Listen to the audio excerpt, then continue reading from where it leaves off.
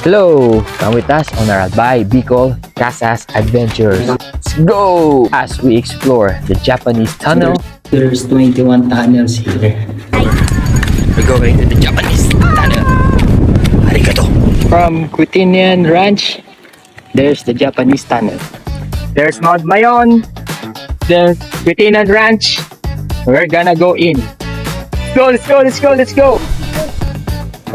We need a hard hat po. Hard hat. For safety Japanese tunnel. So if Hi, ever Paul. po na may mga questions tayo, just feel free to ask me po, sasagutin po natin. Napili po siya ng mga Japanese na gawa ng kampo kasi po kung pansin po talaga natin yung area po niya is meron po siyang overlook. Arigato! So, nandito na po tayo, ma'am sir, sa Japanese tunnel natin. So, ito naman po pala, ma'am sir, yung pinakang main tunnel natin. Yan po yung papasukin natin mamaya. Kasi so, dati po covered lang po yan ng mga halaman. So, wala po tayong makikita ang butas ng tunnel dyan. So, ito naman po nasa right side po is yan po ay fake tunnel lang or decoy. So, yan po ay nagsilbing trap lang po yan sa mga Amerikano and Filipino. Kasi po, kung dito ka po galing na side na to. Going inside. So, dito po muna tayo, ma'am sir. So, dito po, pwede na po tayong tumayo.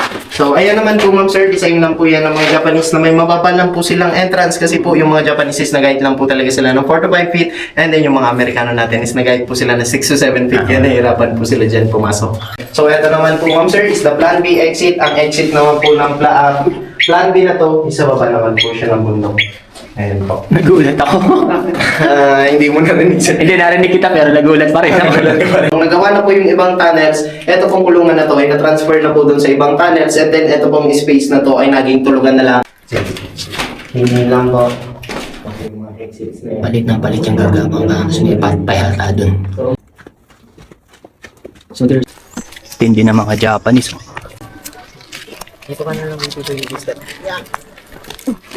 So kung doon po sa kabila is yung high ranking, dito naman po yung mga soldiers nila. So eto din po kasi ma'am sir, eto po mga bato na to is galing na po siya dyan. Kaya hindi na po kami dito nagpapapasok.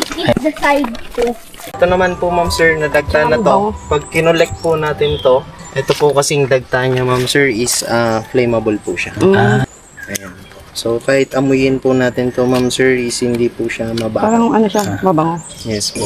Diyan po yung exit ng plan. Galing naman. Yes po. Layo. Ganyan po yun sir kalayo. Layo. Galing ah. Po kami dito sir na mortar. Yung dalawang piraso na po na to is mortar po siya. And then the bullet shells. And then ito naman po ma'am sir na triangular na bakal na to is yan po ay pickaxe or part po siya ng piko. Na ginamit po ng panghukay po. So ito naman sir yung pako. And then the nails. Ito naman po sir is fossilized seashells. So nakuha po namin to dito sa other attraction po namin dito sa Kamalig. So ito din po kasi ma'am sir is one of the evidence na ito pong area ng Kamalig many years ago is submerged po siya sa tubig. Si Nicolay, ito. Yes po.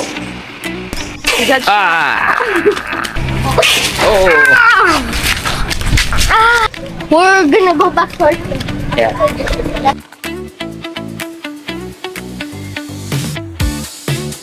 Tara, come with us on our next Casas adventure.